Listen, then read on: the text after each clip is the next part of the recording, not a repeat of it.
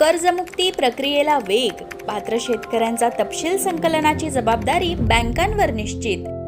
राज्य शासनाने शेतकऱ्यांना दिलासा देण्यासाठी पुण्यश्लोक अहिल्यादेवी होळकर शेतकरी कर्जमुक्ती योजना 2026 जाहीर केली आहे। या योजनेचा लाभ 56 लाख शेतकऱ्यांना मिळणार आहे।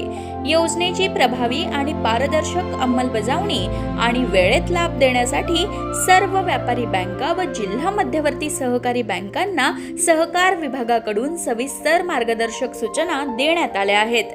योजनेचा लाभ थेट आणि पारदर्शक पद्धतीने पात्र शेतकऱ्यांपर्यंत पोहोचवण्यासाठी बँकांकडून शेतकऱ्यांचा सविस्तर तपशील मागवण्यात येत आहे। बँकांना युद्ध पातळीवर काम करण्याचे आदेश राज्य शासनाने दिले आहेत। या प्रक्रियेत कोणतीही त्रुटी राहू नये म्हणून बँकांना मुख्यालय आणि जिल्हा स्तरावर विशेष नोडल अधिकाऱ्यांची नियुक्ती करणं बंधनकारक करण्यात आलं आहे।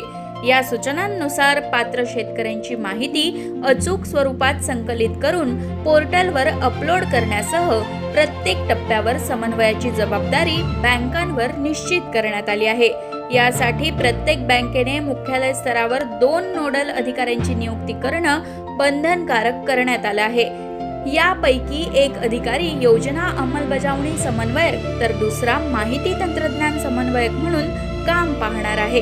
तसंच प्रत्येक जिल्ह्यात जिल्हाधिकारी व जिल्हास्तरीय समिती अर्थात DLC यांच्याशी समन्वय राखण्यासाठी स्वतंत्र जिल्हा नोडल अधिकाऱ्याची नियुक्ती करण्याच्या सूचना देण्यात आल्या आहेत।